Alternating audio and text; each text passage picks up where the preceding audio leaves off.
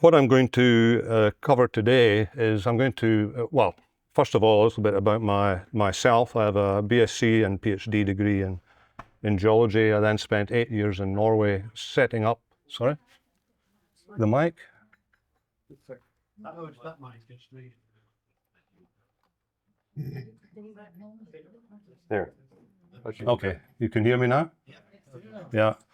So I then spent 8 years in Oslo, Norway, where I was engaged to establish the National Isotope Ratio Analysis Lab.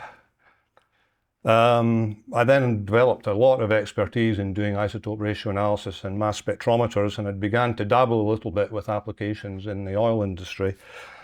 And so returned to native Aberdeen in 1991 and set up my own business doing commercial isotope analysis for the oil industry with 65 odd industry clients. I sold the company in 2002 and then found myself in the fortunate situation of not really having to work anymore, partly because my good wife Catherine did all the work for me. And at that time then, I began to take an interest in the global energy system, not least because the oil price began to rise, and had the good fortune of picking some little oil stocks and making some money out of that. I then began to wonder, well, why does the oil price keep going up? This is good if you owned oil shares, but really bad if you're a member of the public. So I then turned my attention to studying the global energy system, and I then turned to blogging. I spent many years blogging, which many people may disparage, but I ended up being an editor and contributor to a blog called The Oil Drum, that at the time was the biggest energy blog in the world. I then set up my own blog, Energy Matters, where I published a few hundred papers on various aspects of energy, not just oil and gas, but renewables, trying to understand exactly what was going on. Let's go through this a little bit. To my surprise, I was then invited to go and work with a guy called Professor Didier Sonnet at ETH in Zurich. So I got back into salaried employment, which was a very pleasant surprise, and spent 3 years traveling backwards and forwards to Zurich. Worth mentioning, I'm a member of the CO2 Coalition, which is a body run by Will Happer, Professor Will Happer, who's a professor of physics at Princeton University. And I mention this because this is where I met Graham Phipps, because he is also a member of this body. There's only about 180 members. It's fairly selective. I want to start by looking at this concept of the energy transition. Everyone is always talking about the energy transition. And to be fair, we have experienced many energy transitions throughout our history over the last 1,000 years, from draft animals and sailing ships to timber, and we've been using windmills for a long time. We dabbled in whales for a short while. That turned out to be not a very good idea. And then right at the end here, we have coal, oil, and natural gas being introduced to the system. And this has been absolutely great for the human race, because if you look at the human population, having access to abundant and cheap energy has really been beneficial. While all that we ever hear today is about the downside of using fossil fuels.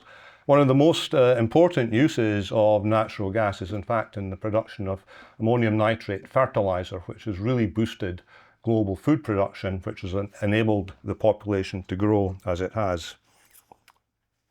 The current so-called energy transition is unique because throughout history, new energy sources have become available and human populations have adapted or adopted them because they wanted to.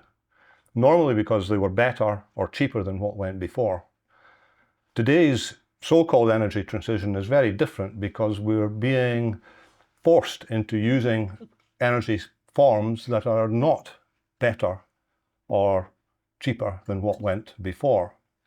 This of course depends on the amount of weight that you give to the amount of CO2 in the atmosphere, which seems to be the only parameter that is currently considered. The main part of my talk, I'm going to present the results of a multi-criteria study that I conducted on my blog, trying to get an holistic impression of an energy supply system. The CO2 intensity is only 1. I mean, covering Scottish mountains with wind turbines I don't consider to be environmentally very friendly. Just a word, the sole argument now with a single focus on CO2 is that CO2 is causing climate change. And I mentioned Will Happer. This is far too complicated to explain, but when solar radiation comes into the Earth, it hits the surface absorbs that incoming radiation and re-emits it in different wave bands. And so this is the wave number. And you can measure the intensity of these wave bands from satellites. And what we see, this is what the satellites measure. And we have this big bite down in the CO2 frequencies or wavelengths. And it's measured that CO2, when it is measured from satellites, it has a temperature of 215 degrees centigrade. And the chart on the right shows the thermal structure, or the structure of our atmosphere. Everybody knows as you go up a mountain, it gets colder. But if you went high enough, it would stop getting colder. There's a zone, I don't have a pointer there. Above the tropopause, which is the dashed line there, there's a zone of the atmosphere where the temperature doesn't change. And part of the concept of the radiative transfer theory that has been developed by William Happer and others, and I think a hard fact, if more CO2 in the atmosphere, the emission height is going to rise. CO2, often considered as an insulator, is in fact a conductor. It absorbs secondary photons from the surface of the Earth, and it gets transmitted upwards until the density of the CO2 molecules drops below a certain threshold, and the CO2 then emits its photons to space. And the temperature of that can be measured. And what we see on this chart here, the dark line is a data set measured over Iraq in 1974. And this is a model produced by Weingarten and Happer. And I simply observed, well, wow, the temperature, the emission temperature has barely changed. Someone sent this chart to Will Happer, and I got an email a couple of days later inviting me to join the CO2 coalition. If the emission temperature hasn't changed, then it means that the amount of energy that CO2 is conducting away from the surface and emitting to space hasn't changed either. And this severely underlines the whole of the concept of CO2 being the sole or main driver of climate change. And this is myself and Will. We were visiting Princeton. We were visiting our son in Princeton last summer. And Will immediately got in touch and invited us to go and stay with him. So he's a delightful character, a very incredibly smart guy. Phileas Fogg Brackett, professor of physics at Princeton.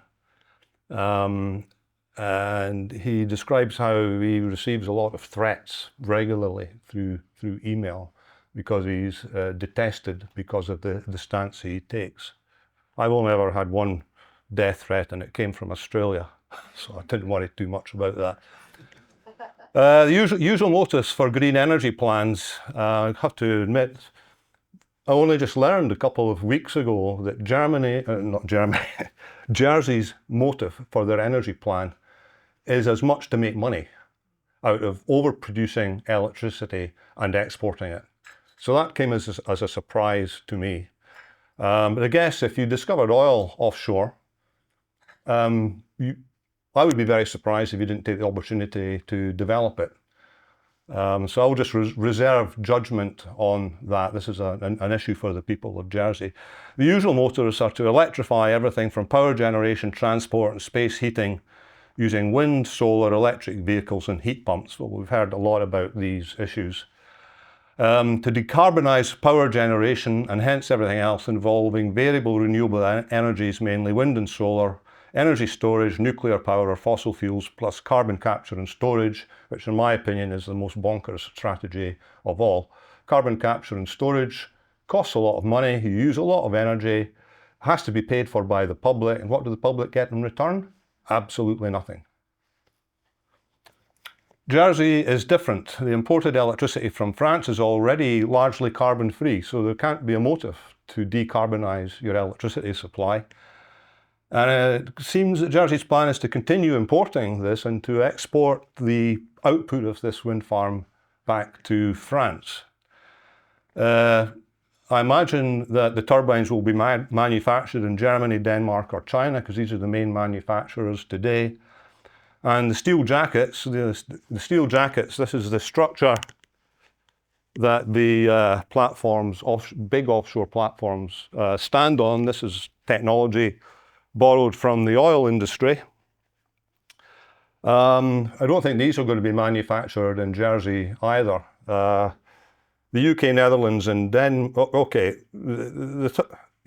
UK, Netherlands, Denmark still have a trained offshore construction workforce. I guess the point I'm trying to make at the construction phase of this wind farm, how much employment is this really going to provide in Germany? Jersey. It's going to provide lots of employment in Germany. Yeah. And I would say that the UK is just to no more got the manufacturing capability to make the steel jackets. But the anti-fossil fuel campaign that is being imposed is just about shut down our ability to manufacture this stuff. It's very much in the news at the moment. I think it's the Scunthorpe steelworks having to be kept alive. So this is a chart borrowed from a gov.je article. And so this frames the problem, public electricity supply and the imports of electricity, that Jersey, got it right, is importing virtually all of its electricity. So on this basis, I understand why the government may wish to change this, to simply reduce Jersey's dependency on foreign imports. I have a severe problem working with the scale here. Usually used to working with larger countries, but Jersey is tiny by comparison. Electricity supply systems tend to come in lumps of 500 to 1200 megawatts. And the SMR, which has been discussed, the Rolls-Royce SMR has a nameplate capacity of 470 megawatts. So these are far too large systems to cater to Jersey's needs. But I now understand that part of the plan is, I say, to change Jersey into Saudi Jersey, where you're going to become great overproducers of electricity that you then hope are going to export to an as yet unidentified client. Jersey's energy supply currently is, as shown here, petroleum products 57%, electricity 39%, and gas 4%. I assume that all the petroleum products are imported. I'm going to come back to the Polestar. This is one of the inconvenient facts about green energy, is that when you talk about a lithium-ion battery, you've got to ask the question, what's the ion bit of this lithium-ion battery? Now, it is possible to have as an ion iron, for example, but in all mobile uses of lithium-ion batteries, the second ion is cobalt. And there is only one source of cobalt in the world, and that's the Democratic Republic of Congo. And there are large mining operations in there, but there is also a large underground mining operation allegedly carried out by child slave labor, which I don't think has been very widely publicized. Not very green. On this slide, this is a summary of a lot of the key data. The main points that I want to make is that in 2023, 93.8% of electricity was imported, and 97.6% of all energy was imported. So again, these are important numbers and considerations to take into account. How this energy is used, or electricity is used, industry and government use 42.5%, and I dare say making the suggestion that perhaps we could have a smaller government might go down quite well. And domestic uses are 57.5%. The public consultation, I think, is admirable. Obviously, and I think the fact that I give credit to Graham for arranging this conference, because it starts a public conversation on what Jersey should do. But on the other hand, I often feel that members of the public in general are not sufficiently well informed about what they're being consulted on. And certainly I hope that this contribution may help people understand some of the basics of the electricity supply system. If you work through the plan, basically the 1,000 megawatt offshore wind farm will provide about 5.4 times the island's current needs. And this really surprised me. And I guess I've learned more now that the Jersey economy is perhaps not what it once was, and the government is looking for a way to increase revenues. And this is not something that I have been able to weigh in my own mind yet as to whether this is a good idea or a bad idea. Okay, Paul showed a very simplified version of one of these graphs. Paul showed data for one day, and I'm showing data for a whole month. And this is real data for the UK. And it's just to give you an illustration of what the electricity supply or the electricity suppliers have to do, the hoops that they have to jump through to provide the right amount of, exactly the right amount of electricity at the right time. As you can see, there's a daily cycle. These peaks on the upper chart is electricity demand goes up in the day and it goes down at night. No big surprise there. You can also see the nuclear. The yellow band is just a completely stable base load. I always put nuclear power as a class 2 electricity supply. It provides base load, but it's not easily adjusted to follow demand. The black line at the top there is demand. In orange is natural gas. And this is probably one of the most important points that I'll make in the presentation. You can see that the first 2 weeks in January 2023, the upper graph, was fortuitously less windy. So the amount of wind, no, I've got this wrong, was very windy, not less windy. The first 2 weeks were very windy, so there's a lot of wind, and natural gas had to be virtually switched off. So natural gas, this combined cycle gas turbine, is probably the best form of electricity production that we have, but we're saying, oh, we're not going to use it because we're going to make way for wind. The second half of the month, the wind drops and we had to go and switch on all these gas turbines. And this is introducing inefficiency and cost to the system. Now, in Jersey's case, you're not going to have the gas turbine to ramp up and down to follow the variable wind power. And so what I think you can imagine here is that the orange band here, natural gas, you're going to have to import that from somewhere, like France. And you've got to ask the question, how are the French going to feel about you saying, well, we want to stop your electricity supply deal, but not completely.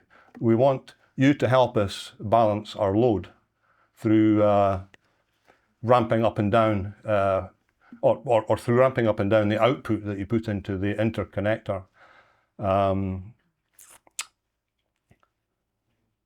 Yeah, the other thing is part of the plan here. I have a simulation for 2030 where basically I've increased the amount of renewable electricity on the UK grid by about a factor of 3. You then see that at the beginning of this month, by ramping everything up by that amount, we produced too much wind in the beginning of the month and not nearly enough in the second half. So the conventional idea is that, well, let's just store the surplus that we have to use when we need it. And if I get my numbers right, I calculated that in the UK we would need something like 300 pumped hydro storage schemes to store that amount of energy. And that's a number that we currently have 4. Somebody was talking about the Dinwarig pumped hydro storage scheme in Wales. So we currently have 4, but pumped hydro storage, incidentally, is the only show in town when it comes to energy storage. Batteries, you would have to rip the Congo apart to get enough cobalt to do it in your batteries. Right, so what I've calculated is we would need 300 new pumped hydro storage schemes. Now, if the government looks at this and says, well, we're never ever going to do that, then at the same time we have to say, well, we really need to rethink this net zero strategy and the way that we're going about it. This slide is for July 2023 and 2030, and this illustrates the point that I've imagined here that we've added 30 gigawatts of pumped hydro storage to our system. This is July. You can see that the amount of gas we're using goes up and down as well, and so does the wind. So we fill our pumped hydro storage, and the blue illustrates the release of the pumped hydro storage into the grid to keep it stable. But then we discover that once all of our 30 dams are empty, that's it. Yeah? And so when we reach this point here, we either have a blackout and shut the whole economy down for several days or a week, or we keep our gas turbines. And so this is part of my main message, that we can use lots and lots of storage, more storage than could ever be built or imagined, but it still doesn't solve the problem. We still have to keep our current fleet of 30 gigawatts of gas turbines and all the import infrastructure for natural gas coming in as LNG. All of that infrastructure is going to have to be maintained in any case. And this is something that we've actually written this up as a paper, and it's been accepted as a paper with minor modifications, which I've not managed to find the time to get around to doing. Okay, what does a 1,000 megawatt offshore wind farm look like? This is Balmedie Beach, which is just north of Aberdeen. It's a beautiful area. Ithen Estuary. We have about 12 miles of unbroken coastline. The bottom left picture shows what it looks like today. This is offshore Donald Trump's golf course that he built there. And these turbines have been built far too close to shore, but this is what it can potentially look like. I think part of the story here is that I won't go into the story behind that. Let's say some people took an intense dislike to Donald Trump and wanted to do this to him. So why does Jersey consider turning the island into a 1,000 megawatt power station? Because that's what the proposal is. To strengthen bargaining hand in negotiating new electricity supply agreement with France, to reduce reliance on French imports, to be trendy and to join the wind-borne CO2 reduction electricity suicide pact with the rest of Europe. Homegrown energy helps trade balance and provides jobs. Unsure how important this is for Jersey, and to boost earnings for Jersey. So there are some of the issues here I understand could be quite important, but I'm not really qualified to comment on that. Who is going to benefit from this plan? Well, to find that out, you just need to follow the money. I have a question mark about the role of the utilities in shaping energy policy, and I think that's just been touched on today. In the UK National Grid is wildly enthusiastic about having renewable energy everywhere, and the politicians say, look, the utilities are in favour of this, and that's because they're getting to build grid everywhere to the detriment of everyone else. And there are obviously economic and cost considerations. So this is the economic analysis regarding the potential of offshore wind for Jersey. The government here has formed what I would call a form of multi-criteria decision analysis. Skilled job creation and the quantity and quality of skilled jobs is one of the things that are highlighted. I'll just note that the Aberdeen Bay wind farm employed 3 full-time equivalent people in its first year of operation. There's going to be loads of jobs at the construction phase, but I dare say, and making the turbines and the blades, but I dare say very little of that is going to be based in Jersey. Perhaps the hotels will benefit, etc. And I also find the criteria that are used here to evaluate this offshore wind project are very strange. What about cost, safety, and environmental impacts? Those would be top of my list.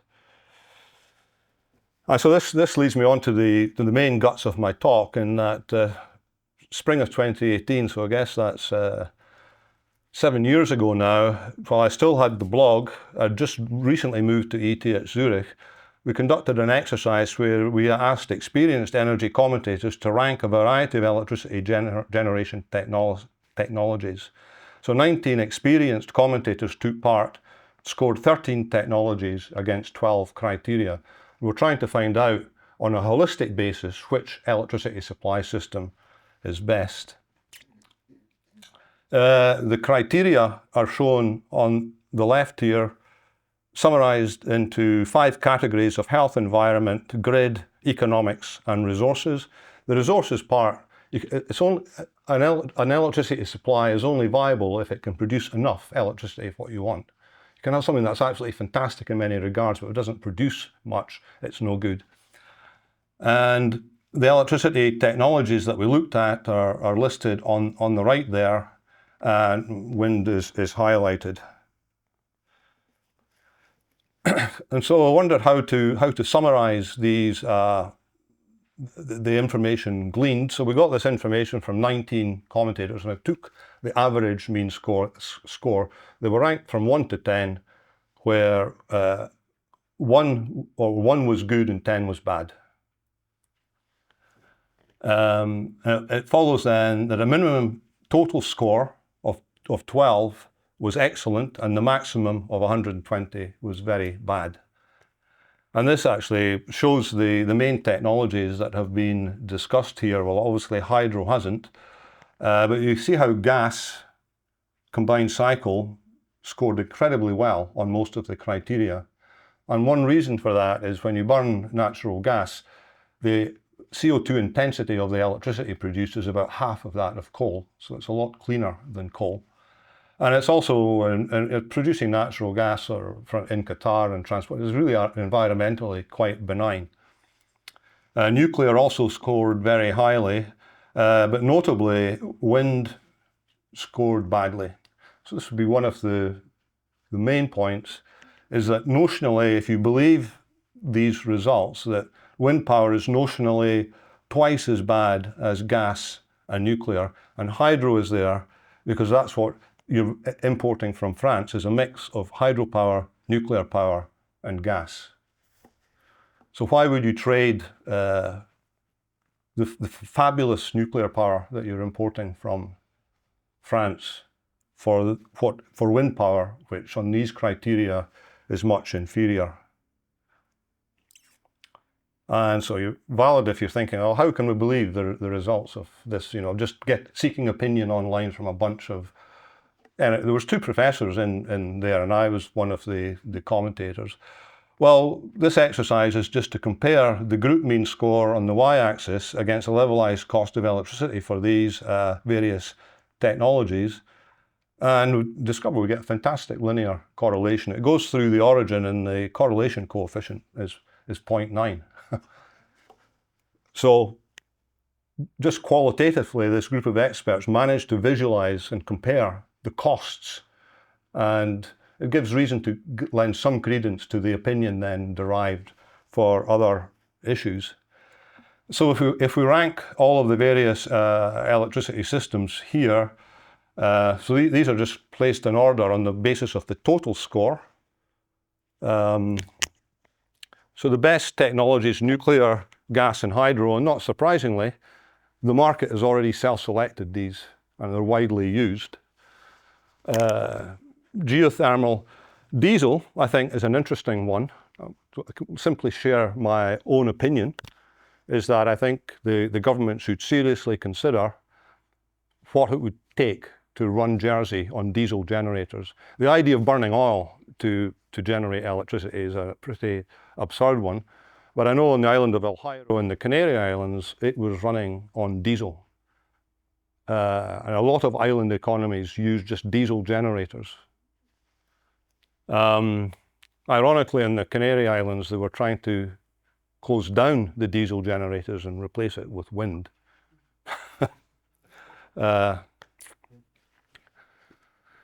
So you can see that wind fares not so very well in this criteria, and solar PV doesn't fare so very well either. If people, wealthy people who have a house and a roof want to install solar PV, then that's fine. But to expect the public, the poor public who are living in tenement blocks in Glasgow, to pay subsidies to wealthy people, yeah. And I'll repeat the point that David Mackay made. He thought solar was a fantastic technology, but Britain is one of the darkest countries in the world. So just to compare the results of the survey that I conducted online with the results of the Jersey government, I didn't actually have time to actually show, to draw a comparison between these two surveys. It's something that's worth doing. Some known unknowns, right? I've already mentioned this massive 6 gigawatt power line that's planned to be built to the west of Aberdeen, going through the Aberdeenshire countryside. And this is how the farmers have responded, yeah. Right? And okay, depends how deep the feelings run, but the farmers are certainly up and protesting, and they're being very reasonable about it. It's a couple of hours a day every few weeks. It causes enormous inconvenience when they're doing it. And we have these signs, decide against pylons, are plastered all along the sides of our roads in Aberdeenshire. Okay, I've got some questions. How large and how far offshore are these turbines going to be? Can anybody just answer that? They're 8 mega. 8. The size of them is 8. The Siemens 8s is probably what they would be. And how far offshore? Well, it's where that map was. I haven't scaled it. Oh, okay. About 15, 18 miles. 15, 18 miles, yeah. So they'll be well visible. Well visible. Be well visible. Well yeah, visible. Yeah.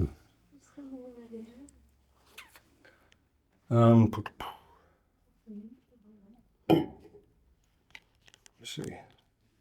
You can see the French ones from Jersey. I think they're 30 miles. The unknowns here. How likely that France would agree to accept Jersey's junk wind? I mean, you're going to want to stop buying their nuclear, but I'm hoping that they're going to buy the surplus wind. Why? I can't see it. Why would they want to do that? John Constable from the Energy Foundation that was mentioned earlier was talking last year in Jersey, and he made that exact point. Right. We would always be a stressed seller. Correct. A distressed seller. Yeah. Yeah. Question, is there anemometry data for offshore Jersey already, which would enable this kind of modelling to be done quantitatively? Does a detailed plan already exist for the technical viability and economics?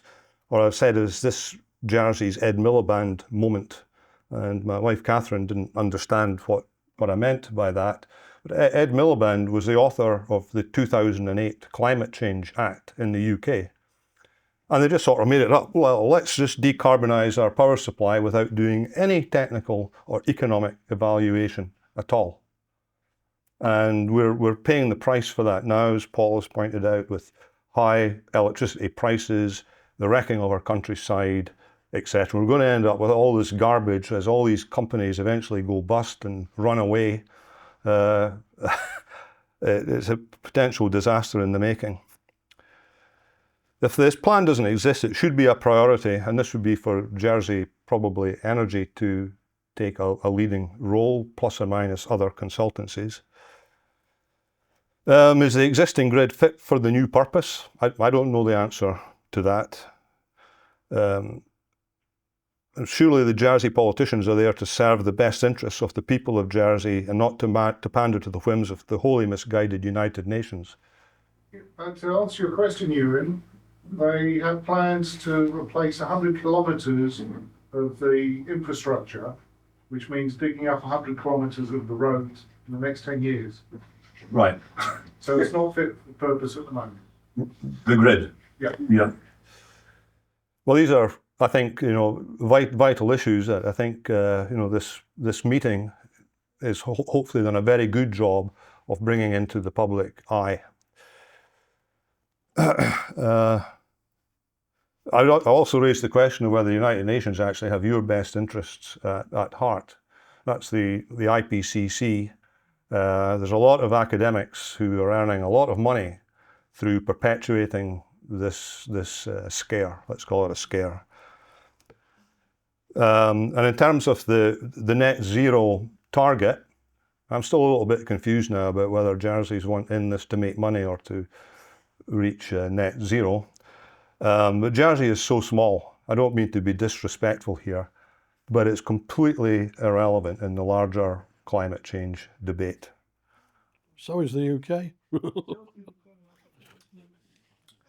Okay, France and the UK electricity compared. The lower graph is the one that I showed earlier based on real data from 2023.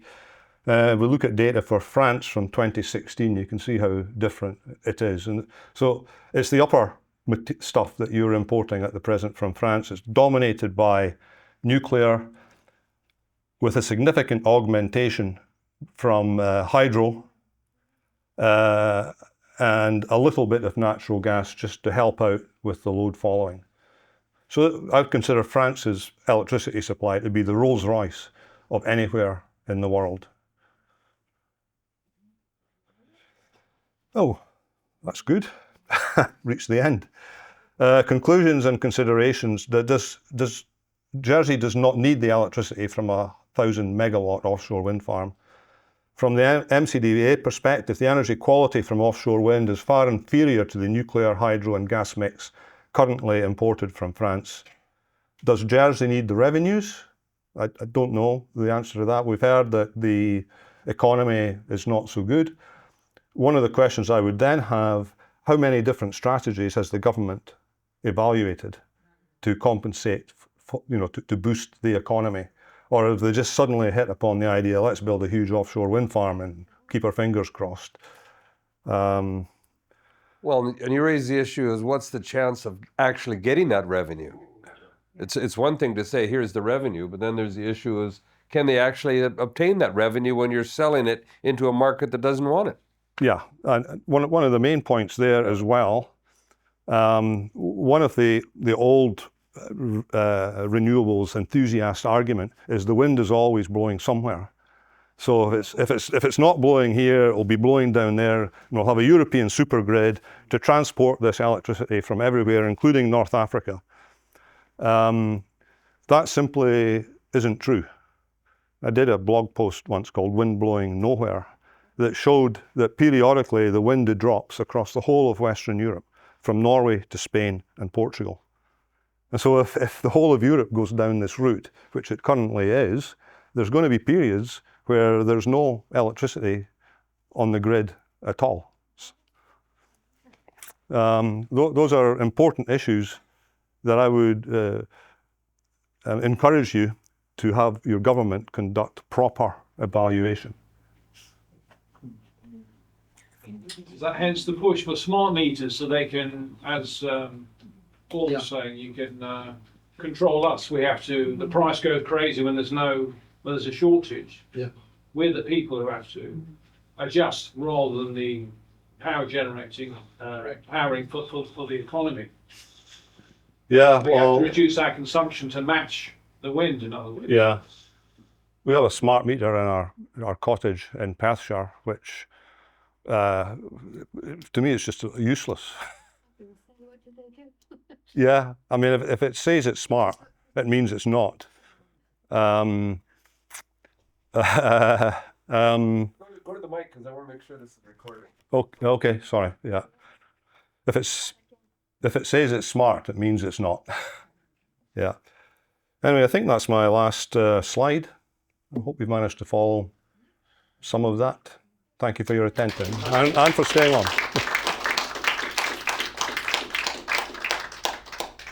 Let's have some questions. So if you're prepared to take anything from the panel and from elsewhere. I'll go and sit over here and talk to myself. I was just going to disagree with a few things you said there, Euan. One was you said a potential disaster in the UK. It's not potential, right? It is a disaster, right? And just to point out, by the way, the National Grid in the UK is a private company and it has a monopoly on putting up the superstructures for transmitting electricity. A monopoly. No one else. It doesn't have to tender. It just tells the government the price. And the price in the 5-year period, and this is not the distribution network, this is just the main, is 12 billion a year, 60 billion over 5 years, just in the first 5 years, where they rake in an enormous profit without any tendering, without anything like that, because the only people by law allowed to do it. I'll just correct you on one small point there, Paul. The grid in Scotland is not owned and operated by National Grid. The northern half of the grid in Scotland is operated by Scottish and Southern Energy, and the southern part by Scottish Power. That's Scottish independence, isn't it? It's an irrelevance for a British person. But it's relevant. I live in Wales, so England and Wales are like that. I was lucky I didn't say an English person. No, I'm English. Oh, you are English. I am English, living in Wales. Yeah. So. Further questions. Yeah. Well, so what do you see playing out? What's going to happen? Because as we know, the original calculation, I think, was done on the back of an envelope for net zero. It's not going to happen. Electric car companies presumably will go bust because they can't sell their cars. So what do you see another government pulling out of all this nonsense, or what do you think? What, nationally in the UK or? Well, I mean, even across. I mean, is this? I mean, most of the world isn't doing this nonsense, are they? I mean, you got India, China, Russia, America now. America's not doing it. No, exactly. Since Donald Trump, I mean, he did, to be fair, he did call it out as a scam quite a long time ago, didn't he? Yeah. Which it is. So, I mean, everything seems to be the reverse, doesn't it? By every metric, it's very Orwellian. What they tell us is the opposite. I mean, CO2 is, as we were saying, it's good for boosting agricultural yields and protecting against droughts. It's a win-win. It's beautiful. It's a gas of life. Everything they tell us tends to be the reverse if you look into it. I mean, I don't know anybody, actually all my friends, my family, nobody believes this. Yeah. That's why I was a bit taken aback when I said, if you put this net zero, you're going to turn people off. Because we know it's a scam. I think if you look at any like your videos, every comment, you used to get a few people disagreed. Now it's just 100%. People are very well informed. The general public in Britain have now begun really seriously to turn against it. Yeah. And but my summary for today is this: I don't think your wind farm's going to happen no matter what they do. So the only question is how much money are you going to waste before they realise that, right? I've got no doubt about that. I'd bet on that. I really would bet seriously on that because there's not a chance of it happening, right? I do think, however, that if you had a bold government and one that wasn't started maybe by just a few zealots who want the green, and it could look at what the economic future was, just as the very good speech on the on the nuclear. If you look at that and say, well, we need a big energy demand, and the people are looking for places to put this big energy demand with the artificial intelligence centres. They use an enormous amount of energy. And some of them around the world are building nuclear power stations just for them. So they're putting a data center there, we're doing artificial intelligence and putting a nuclear power station privately. It's ours, because they can't do with tide, they can't do with all this. They've got to have it when they want it all the time. So they're actually so good, they're building the nuclear power stations privately alongside. So Jersey says, look, we're going to lay this 30 acres aside, and we want here artificial intelligence centre, and we want this. You then get a team together to scope that of competent people, I have to emphasise that, of competent people, and you put a total plan together which you declare to the world. Come here, build your artificial intelligence. You've now got the demand, and you merge that and supply all the islands, all the Channel Islands, right? That could be a plan, and that's a great economic plan. And as was said, it actually, I went on a television interview and I said to the young lad who's in his 20s, I said, even your grandchildren would be grateful to you for that in Jersey. You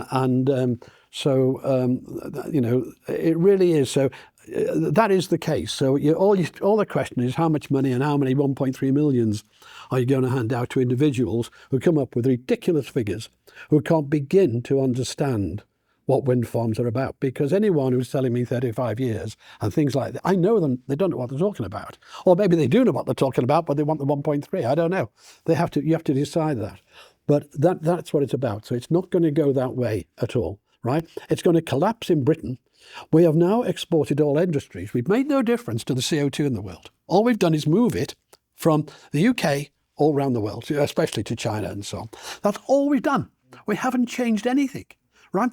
And as regards to 2050 business, it's nonsense because, you know, China, and people don't know this, when they did the 2016 Paris Agreement, China got the agreement, as did India and others, they can do what they want till 2030. Which is why they've been legally allowed to build all the coal power stations. Now they've built thousands, I think 10,000 or so coal power stations, and they're going to carry on past 2030. They're not going to close them all. Pardon? Their target's 2060 rather than 2050. Oh, they've changed it, yeah, that's right. They're always going to push it. They're always going to push it. So it is totally meaningless. And there's no sense in it whatsoever. You're not going to get it. So in the meantime, what's going to happen is you're going to get changes in government. And one of the changes you're going to get, you're probably going to get a big change in France. Yeah? And that ain't going to go ahead. And by the way, the French will want to use their own seabed rather than pay you. They've got all these plans, I'm told, you know, for all these wind farms. Why come to Jersey? And they're better. They haven't got any wind shadow. You haven't got a great yield, actually. Those are figured, you know, fiddle figures, and so on. So that's what's been so frustrating. As I was introduced to this, to find out as it progressed and I investigated, we didn't understand what was going on, Euan and I. You know, we did it independently. We were both sort of a bit shattered as little bits of information came through. It's that stupid. It is that stupid. And that's what you've got. And I didn't get a take-up when I said, I'll give my advice to critique it, any report you do, free of charge. Now, they couldn't lose from that. They couldn't, could they? Because they could say, sorry, his critique's rubbish. But, you know, they don't want to do that because the truth is that critique's going to come home and hit them in the back of their head. And so will this conference. And I'd like to end up by thanking Graham and company for arranging this. I think that's been fantastic. So Sorry, that's me finished. I had a point about the nuclear option. In the UK, they have a process called the General Design Acceptance if you want to introduce a new reactor design and build it in the UK. That's called the GDA. And I'm not sure at what stage the GDA is at for the Rolls-Royce SMR. Rolls-Royce are pulled out. Rolls-Royce develop the reactors for submarines and things, and they use a super enriched uranium, a super enriched one, and it doesn't work without that. But that's not done economically. It's done because you need the submarine to go for years and so on. So they were looked at making the ordinary commercial SMRs and said, no, they're not happy about this at the moment. They certainly at the moment haven't got any plans to do it, right? So that is the case, I'm afraid, with Rolls-Royce. So you've got to differentiate between defence, submarines, aircraft carriers, that sort of thing, and ordinary. They use a totally different form of enrichment, which is extremely limited and costly. Thanks for that good news. So the question we were going to do at the end, I'll now table. So if you guys are running Jersey, you're king of Jersey, we'll go back to the old days. We had one a while ago. Yeah. What would you do? What would you do now? What would you guys do if you're advising the government of Jersey on a go-forward basis? What would your advice be to the people of Jersey? My advice at present would be to set a target for Jersey to become energy self-sufficient at some point in the future. But to provide ongoing security is just to continue with importing electricity from France. That's my own prejudice. I think you're far better off importing electricity from France than trying to integrate wind power. But how do you see us being self-sufficient in the future? Well, the possibility for small nuclear reactors to come along. I was gobsmacked when I read about this Rolls-Royce design, because if you understand that most of the existing nuclear power stations in Britain have got two nuclear reactors, normally rated at about 500 megawatts, and so if you come up with a 480 megawatt SMR, it's not small at all. It's the same size as everything that we've got. Possibility in the future that a genuine SMR technology comes along and gets tried and tested. It will be tried and tested wherever it's developed, most probably in China or the USA, or maybe France. I know very little about the current state of the SMR designs. But possibly at some point in the future, you may have to opt for that. And there is I wish I left a spreadsheet at home. I plotted this up. The UK does have a serious problem with the decline of North Sea oil and gas. We went from being an oil and gas exporter to a position now where we're importing about 50% of our oil and gas. And I see that as a real problem, but the government doesn't want to talk about that. The government has done everything they can to prematurely shut down the oil industry. I have a good friend called Gareth Roberts who had a proposal. If you inject carbon dioxide into a mature oil field, it reacts with the oil and expands the oil. All oil fields die, but you can add maybe 10 or 20 years to their life by injecting CO2 into them. Well, we're doing that in Canada with a company I'm a director of. We're doing it right now in Canada in a pilot, and there's others in the area where we're taking CO2. Basically, we have the primary recovery of oil. Then you put water floods in to get more out. You're sweeping more out. The next phase is to go with CO2. So you take the CO2, put it in, and increase your recovery another 10%. So this is already tried and true. Yeah. You know, each reservoir you got to look at and see. But this would have provided genuine energy security and jobs in the UK, and we could have become a world leader in this. But whenever the government heard that if you're going to inject CO2 to produce more hydrocarbons, you can't do that. And shale gas, of course, in the UK. Yeah. In the UK, I would say let's go shale gas and nuclear. That would be the plan. Basically, they aim to get there. Here, they aim to get there. If you want to be, the only bargaining position we've got with France is if you reinstall your diesel. By the way, that's the only bargaining position, and that you can bargain on. I would keep the connector going until you've got a long-term plan, and I would get some working parties going on what I've suggested, which is to attract a new industry, which could, things like, you've already got the biggest industry, I think, is your financial industry. So you've got the things like cryptocurrency and things like this, which need a lot of power, the computers and things. So you have that going. So you, in effect, open up a technology enterprise park area, 30, 40 acres, whatever, and you say, please, come to this. This is the outline plan. You will have then people coming. It won't cost you a penny.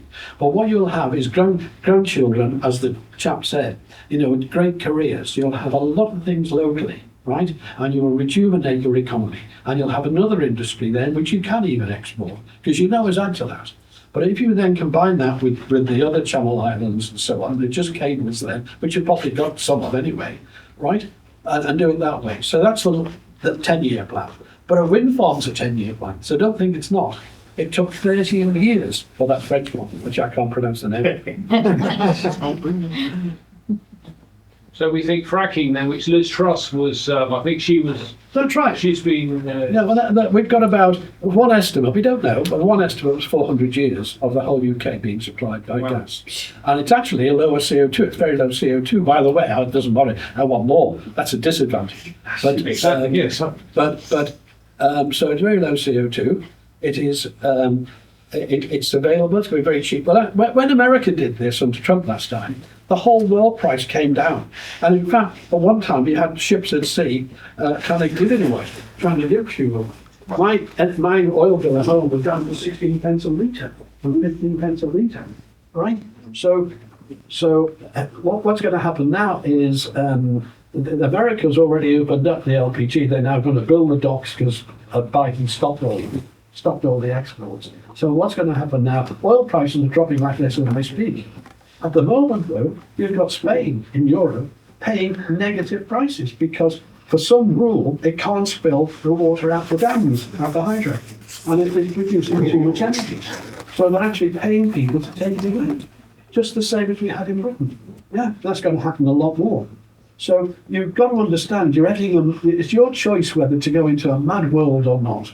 And that's the world you'll be joining if you're going down this route. Yeah. And you could have a proper, sensible planning thing with a proper team. Yeah? And I'm sorry, but what got me angry, and I'm passionate about it, is when I see ridiculous figures like the 35 years and lots of other figures like this. When I see those ridiculous figures, I know whoever's done that doesn't know what they're talking about or is misrepresenting. Right? It's as simple as that. So I will be quite bold on things because I can afford to be. You know, it'll take you about 10 years to take the legal action against me. So. Well, Euan, Paul, we certainly hope you're around for the 10 years so you face your day in court because, look, it's been a long day. We're not here to solve all the problems. What we're here to do is bring them forward and the options. Okay, well, thank you all very, very much. Thank you.